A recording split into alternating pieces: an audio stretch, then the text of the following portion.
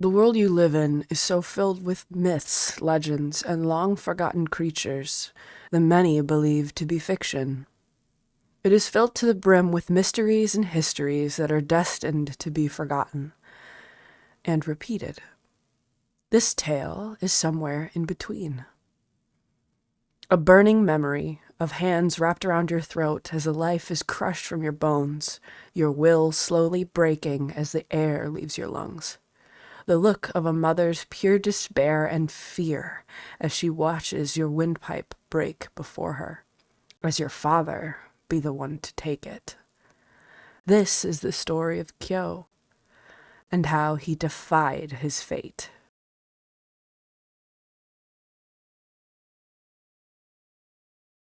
He had always seen me as a failure since I refused to do any of his evil biddings. I didn't do it because I refused to become exactly like him, a demon. I am who I am because of my gentle mother who always believed in me, believing that I would always do the right thing and that I would not become like him. My father never spoke about what he is and what he does. All I know is that he is of demon kind. My mother, on the other hand, is a beautiful twin-tailed snow fox, a rare magical creature that roams the lands gifting boons to the people who do good deeds for others and not expecting anything in return. Twin-tailed snow foxes are powerful beings that rarely let themselves be seen by anyone. However, I came to be because my father had disillusioned my mother into believing he was not like his kind. His act was only to make her fall in love with him and create a child that would bear her powers, so that he could absorb it. Once my mother had learned of this, she did everything she could to protect me and make sure he would not get away with what he wanted, but not everything goes as planned, sadly. My mother had tried to sneak us away in the middle of the night before he could do anything. As if he already knew what she was planning, he stood lurking at the edge of the forest and blocking our only way of escape.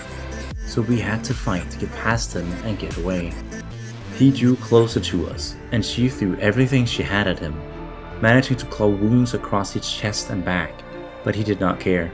He only cared about getting to me and ending me, so he could absorb my powers, which he had almost managed to do as he caught me and began to choke me. Had it not been for my mother who managed to release me from his grasp. As I tried slipping away, he swiped at me and gashed my left leg. My mother reached over, quickly shielding me from him, and held me as I cried from the pain, unable to run with her any longer. Knowing we were running out of options, she picked me up and whispered to me that she prayed wherever I landed I would be safe. Before I could ask what she meant, she threw me with her powers far ahead into the forest. I screamed out for her painfully as I whirled through the air, spinning at a tremendous speed. I crashed down into many trees that cut my tender skin and eventually landed on the ground with a thud, blacking out. Slowly awakening, my body felt heavy and weak from the pain of my wounds. I could feel an object in my paw. I opened my eyes and realized I had reverted to my fox form. Looking closer, it was my mother's earring clutched in my paw. My heart ached as I stared at the only thing I had from her. I couldn't go look for her after she had just saved me, or all her efforts would have been in vain.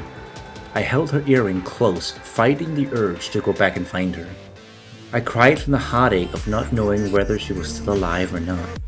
I was still only a little pup at this moment. Soon I was surrounded by many animals that heard my cries. They watched me ominously as I could do nothing but quake in fear. Some time had passed and I could no longer fight the heaviness of my eyes, and my consciousness began to fade in and out. I remember seeing a glimpse of red hair and feeling something soft lifting me up. As I came to, it seemed that I was taken to somewhere safe by the caretaker of the grove named Yukuma. She took me in and cared for my wounds, doing her best to ensure I would survive. Despite my initial resistance, she would still feed me and bandage my wounds. I was still so afraid and resisted her a lot, often scratching her. She never held it against me and treated me with kindness.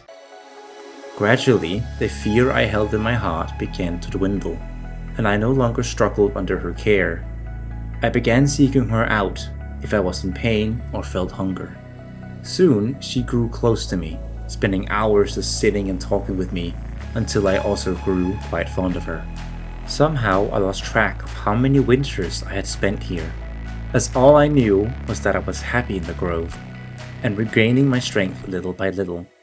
At first, I could only stand and stare in awe as I watched Yukuma play with the animals, a big smile on her face. Eventually, I was pulled into the atmosphere and could join in their fun. But once I reached my normal form, I went to find Yukuma and thanked her for her endearing care all this time. Despite the temptation to stay, I decided to leave, wanting to create a sanctuary for others like Yukuma has. I thought perhaps in the future I could even lead them to her grove, should they need it. Before I left, Yukuma gave me an elegant red hair tie she made herself. She told me that it will make it easier for me to enter her grove should I return, and that I was always welcome in her grove. We exchanged soft smiles and I took her gift and tied my hair up with it. After leaving the grove, the atmosphere became completely different. I was lost in a snowy landscape. Being a snow fox though, cold didn't bother me at all. Instead, I felt a bout of nostalgia. I started heading deeper into the snowscape, looking for a place to settle and build a shelter. Despite the struggles of this new environment and my lack of knowledge, I carried on wanting to do my best. I thought back to Yukuma and how much I want to repay her kindness she has shown me by helping others like me. I spent a while getting to know the area and finding materials that would be necessary for the shelter, and also searching for the best spot for it. Soon I managed to find a good spot for the shelter, a place that was solely visible in the snowy landscape and could be spotted easily by people who may be lost. I started mapping out the construction area, making out all the guest rooms, the common room, and so on. I spent a tremendous amount of time gathering the materials, refining them and putting them in place. All this while, I felt someone watching me, watching my every move, but I could not see anyone when I looked around. But I did hear movements in the forest. It sounded like a small animal, so I didn't pay too much attention to it. I just focused on making the shelter. Days continued like that, where all I would do was work on the shelter. I had gotten a good amount of progress on it and I could see the idea finally becoming reality. While I was admiring my work, something was approaching me. The presence that had been lurking around me finally showed itself. It was a small petite girl with a big fluffy tail and wolf-like ears. She had blue eyes and a smirk on her lips as she approached. She introduced herself as Afi and asked what I was doing. Although I was a little unsure of her intent, I decided to tell her my plans about the shelter and what it was for. Afi listened intriguingly to what I was saying. After I had finished explaining what I had been doing, she thought to herself for a moment, and then she smiled. She offered to help make the shelter with me since she had liked the idea of it, and knowing I needed a helping hand, I agreed swiftly. For days we worked on the shelter together, talking to each other and having a good time while working. Afi would occasionally pull silly pranks on me. She would steal my tools, misplace my materials I was working on, throw snowballs at me, and she would even jump on my back and cling to me, making me carry her because she just felt like it. Without me realizing it, we became close friends during our time together. It was to the point where I would open up about who and what I was. The snow fox kitsune who is also half demon. I am scared of who I am, scared that I will hurt people, but I always try to push past it to help people and be the person I really want to be. Afi would reassure me and say that she doubts I could hurt anyone, but if the demon side of me would take over, she would be there in a heartbeat to make sure it never happens. She was sure that I would meet people who would do the same.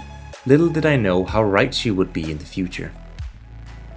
After spending over a month on building the shelter, we both were exhausted but managed to build the shelter at last.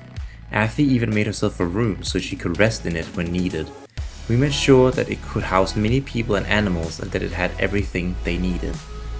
While we were admiring it, we noticed the weather quickly changing. It seemed the storm was coming. We didn't need to exchange words as we started preparing supplies in the shelter. We knew that there was a high chance that someone would need help in the storm. Night came as I was searching for more materials for the shelter. I also kept an eye out for anyone who needed help. I came across some firewood and fresh herbs and harvested them, packing them into my bag. I was getting ready to return to the shelter before I spotted something out of the corner of my eye. I saw a tail. was white and blue with a black tip from what I could see. The rest was below the snow. I rushed over, almost dropping what I had in my hands, and started digging into the snow, trying to uncover what was buried. Under the snow, I had found a lady with white hair with a black streak on her bangs, and fox ears with a black tip as well. She was lying unconscious under the snow and her body felt very cold to the touch. Feeling like I had no time to lose, I picked her up and ran towards the shelter as fast as I could. I screamed for Athi, who came out the door with a confused look on her face, which soon turned pale with worry as she held the door for me. I rushed to a room where I could cover the stranger in blankets, keeping close to her, trying my best to warm her up. Athi would bring in medical supplies and food. Luckily the lady wasn't hurt but seemed to have passed out due to the cold and fatigue, so we did our utmost to make sure she had food and warmth. After making sure her body temperature had risen, we would check on her every now and then. I didn't get much sleep that night since I was worried about the person we found. The next morning I walked in to check on the lady who had woken up, confused about where she was. I asked her how she was feeling and to my relief she was fine, though a little hungry. I fetched her some food and sat down in a nearby chair talking to her as she ate some delicious soup that Athi had made to warm us all up. I explained to her that she was at my shelter and I had found her outside in the snow. She thanked me for helping her, but she didn't want to misuse my hospitality, so she offered to leave. I shook my head and told her that she can stay for as long as she wanted to. That is what the shelter is for. She visibly relaxed in relief as I introduced myself to her and learned that her name was Spica. Spica's stay would last for a while as she slowly got better. We would all eat together, play games, or just hang out for a while. She would help out here and there with the shelter when she got better, as she told me that it was the least she could do to repay my help. I was happy that I could be of help to her and prove to myself that I'm more than what my father thought I was. I wasn't evil. However, internally I still feared that I was wrong about it, and perhaps being a demon really was deep in my roots. I would brood about it some nights, trying to gather my thoughts and not burden anyone with it. Spica would sometimes find me brooding. She would sit down and ask me what was wrong with a worried look on her face. I would always explain to her what was wrong. To my surprise, she listened to me, listened to what I had to say. I was thinking that she would run when she found out what I was. That is not what she did at all. She would instead tell me how amazing I am. She told me I did not hesitate to go out of my way to help someone else. She thinks that I'm more than what I think I am. The demon part of me didn't matter. It's not what defines me. During Spica's stay, we grew close as friends, enjoying each other's company and talked about life, until she was well enough to be on her way. Before she left, however, she gave me a gift, a new outfit she had made for me, an outfit that would symbolize that I am more than the demon I think that I am. I thanked her, not taking my eyes off the beautiful outfit that she gave me. I snapped out of it and gave her some food and wished her safe travels. After that, people and animals alike would come and stay at the shelter. I would do my very best to tend to them, make food for them and make sure they were comfortable. Everyone seemed to have a good time. Athi would come and go.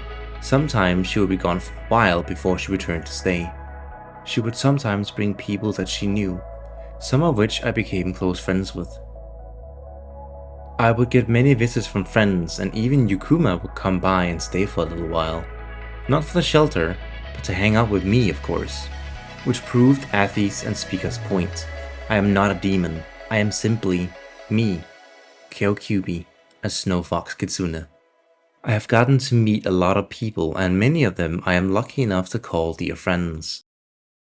I appreciate every single one of them so much.